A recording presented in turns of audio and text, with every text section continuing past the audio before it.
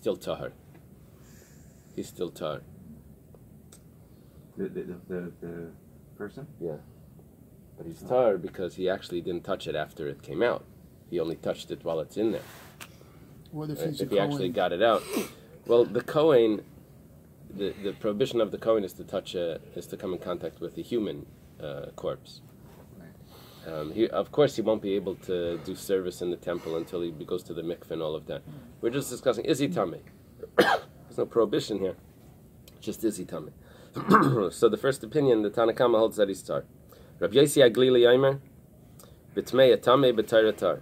Rabbi Yosi Aglili, who's either a friend of Rabbi Akiva or a student of Rabbi Akiva, he says that we're on the other chart. Is up here at the same level as Rabbi Akiva.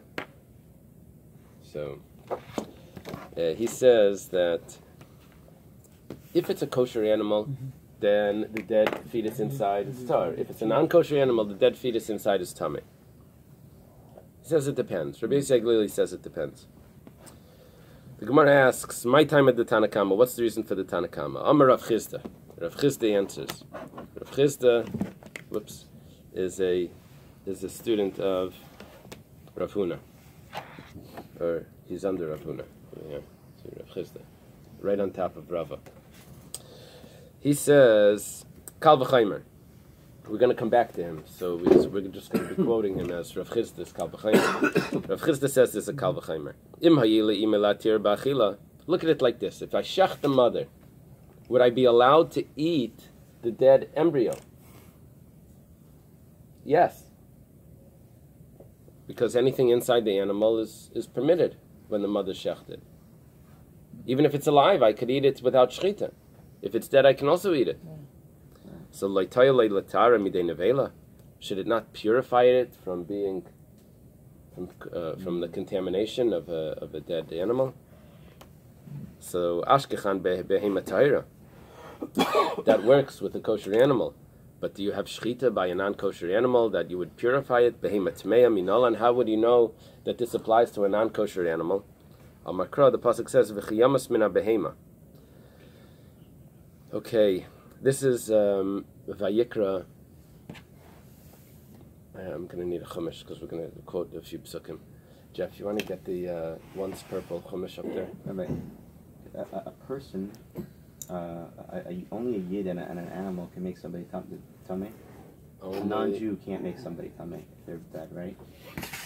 No, an animal. No, or a Jewish person. Well, a non-Jew, but if you touching a non-Jew is definitely gives off impurity. A non-Jew in the oil is a machlekes. What we discussed about that nothing can make something tamei while it's alive. No, I know, right. But I'm saying when something, I thought that by like Hanukkah, you said tahir and biyad tameim, and that's because, and it's talking about us because goyim can't be mitami you. That's how. I don't remember that. I don't know. Okay. I said this. No, I heard this voice. Check the tape to go back and watch that video. Okay, so here we're in 11. And it's 39. The pasuk says, "If any animal that you eat dies, if any animal that you may eat dies, so anyone touching its carcass shall be unclean until the evening." So what's done here by Rav Chisda is he says, he divides it up. If any animal dies, any animal, zubehema tameya, that's a non-kosher animal. Then it goes on. That is for you to eat. Asher hi lachem la'achla. That is for you to eat. Zubehema tahira. That's a kosher animal. Iskis behema tameya lebehema tahira. We compare the non-kosher animal to the kosher animal. That pasuk gives me this comparison, and so therefore, ma behema tameya ubertar. Just like by a kosher animal, the fetus is tar even if it's dead. Doesn't impart impurity. So I'm learning from this pasuk to compare the non-kosher animal to the kosher animal, and I have a kal v'chaimer of Rav Chisda that if the shechita would allow you to eat it, for sure it's not tamei, And now I'm now extending that over to a non-kosher animal as well. Rabbi Yossi Aglili, my time. What's the opinion of Rabbi Yossi Aglili that says that there's a difference between a kosher animal and a non-kosher animal if it imparts tumah?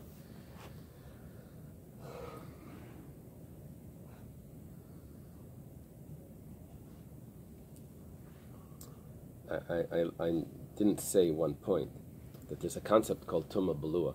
Whenever there's a tumah that's absorbed, it doesn't give off impurity, according to one opinion. According to the other opinion, it does. According to Rabbi Akiva, it does. Tumah belua, it's called. If there's something that's impure that's embedded inside something else, totally surrounded by something else, it's machlekes if it gives off impurity. We're going here according to whichever opinion. It doesn't matter because we have a kal v'chomer that even if it would give off impurity, according to Rabbi Akiva, but over here it doesn't because the mother could be shechted and you'd be allowed to eat it. Now we go to Rabbi Yossi Aglili, who says that there's a difference if it's tar or tameh. So my time, what's the reason? Amar Rabbi Yitzchak. So Rabbi Yitzchak says, now it's going to be interesting here because we're going to have a Rabbi Yitzchak and we're going to have a Rabbi Nachman by Yitzchak. And I don't know if it's his father. I'm sorry? Didn't we kind of have that similar question like a page back or so with if it's in the Kedusha protects you within the your Bais HaMikdash, and then what about in the walls, and then when you're Shalayim? We said something about the mechitza of the confines of. Maybe we could compare those confines, and it would still considered inside. I don't remember what the maskana was though. Yeah, over there we didn't. The maskana was that we didn't compare them. Each one had its own. Okay, so Rabbi Yitzchak says, "Damakra v'chol heilach al kapav v'chol achaya elachas." Okay, so same chapter, but I go back a bunch of verses here, and it says over here that these are animals that will defile you, so that anyone touching their carcass will be unclean in evening. Furthermore, anyone lifting their carcass will have to immerse even his clothing and then remain unclean until evening. Thus, this is our pasuk. Every animal that has true hoofs, the Hebrew is l'chol behema asher hi mafreses parsa. V'shesa ina shisas v'gein amalat meim hem lechem. Which is any animal that has true hoofs, but is not cloven hoofed. It's not split, and does not bring up its cud. It is unclean to you, and anyone touching its flesh shall become unclean. Similarly, every animal that walks on its paws, v'chol haylach al kapav, any animal that walks on its paws, v'chol hachaya haylechas al arba, among four-footed animals, shall be unclean to you. Tmeim hem lechem. Okay, so now, v'chol haylach al kapav, anything that walks on its paws, v'chol hachaya haylechas. The way this was translated, among, bechol is translated among. The bais, the prefix bais, is either with or in. And it could be other things also. But here we're translating it as with, as in among these animals. However, the way the Gemara is translating it is mahalche kapayim, anything that walks on its paws. That means a non-kosher animal. Bichaya, which is inside another animal. Tamesilach, the bais, prefix bais, is not among the animals. It's in an animal. That's tamei. Anything that walks on its paws in the animal is tamei. So it sounds like Rabbi Yossi Haglili is accepting everything Rav Chizda says. It's just he has this pasuk that tells me that if it's impure, it doesn't apply. Elamayat, if that's the case, kalot b'mei para.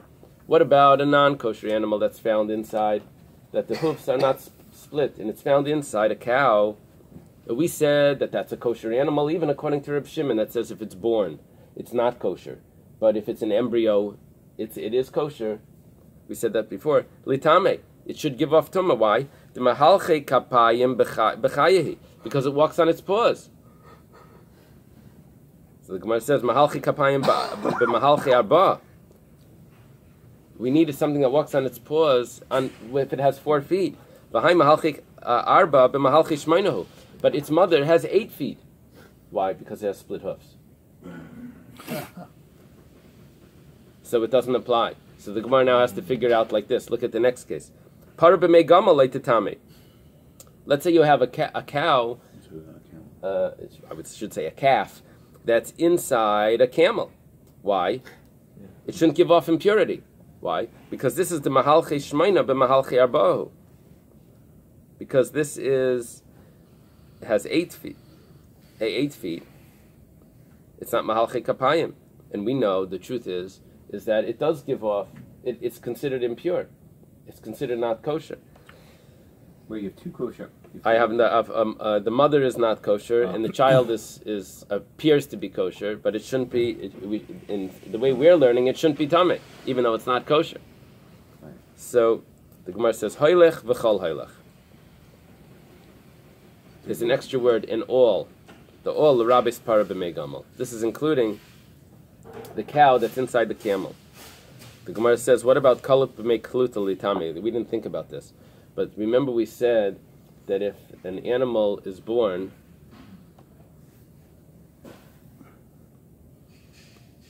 and it doesn't have split hoofs, but its mother had split hoofs, so we said Reb Shimon holds it's not kosher. But then we said that if we shecht the mother, and this was found as a fetus, it is kosher. Let's say this kosher animal goes and has a child. And its child is also doesn't have the split hoofs. So, but before it's born, this child, you go and shecht the kalut, the mother, and you find this inside. So this is mahalche arba b'mahalche arbahu. So this is an animal with 4 feet inside an animal of 4 feet. This should be tamei. Mahalche kapayim b'mahalche arba. This should be tamei, even though it's a kosher animal. The Gemara says lahachi ahani kal v'chaymer de Rav Chisda. For this, I can accept Rav Chisda's kal v'chaymer that says that it's kosher. So Rav Chisda has this comparison, non-kosher animals to kosher animals, this much that we can accept. Maskefla Rav Achtavai Barami. Rav Achtavai Barami has a question. Chazir b'mei chazir telei l'tamei. A pig inside a pig shouldn't give off tumah. The mahalchi shmeina b'mahalchi shmeinahu. Because it walks in 8. Because a pig has split hoofs. Elam Rav Nachman bar Yitzchak mihach. I learned it from somewhere else. And now we go back. Nefesh kisiga b'chol tamei. This is going back. If someone eats an animal, eats from a sacrifice when he's impure. The pasuk says, and any soul that touches anything that's tamei, or the carcass of an animal that died, the carcass of a not a wild animal, domesticated animal that dies, or one of the shratzim that dies.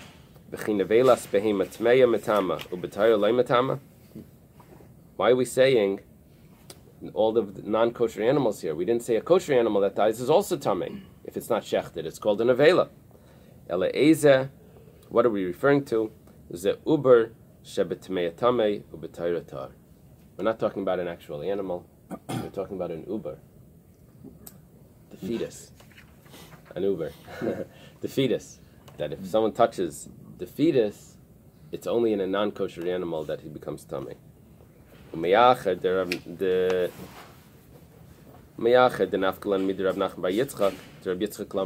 Once we've learned from Reb Nachman bar Yitzchak, what's Reb Nachman bar Yitzchak? This last case, that a fetus that's inside is tamei. Only if the animal is tamei. So what do I need? The first pasuk of Reb Yitzchak, when he said anything that goes on its paws inside an animal, that told me that an animal inside is tamei. The Gemara says, he loved Rabbi Yitzchak. If not for Rabbi Yitzchak, hava mina kula l'ked Rabbi Hudasa. We're going to learn tomorrow what Rabbi taught. It has to do with 2 verses that don't tell us specifically what it's referring to. A later verse goes back and tells me what the first verse is referring to. But I wouldn't have known what Reb Nachman bar Yitzchak was talking about if not for Rabbi Yitzchak. Rabbi Yitzchak tells me that from Rabbi Yitzchak, I can understand that Rabbi Nachman bar Yitzchak is talking about that the fetus inside is impure. Kamashman, this is what it teaches us. Okay.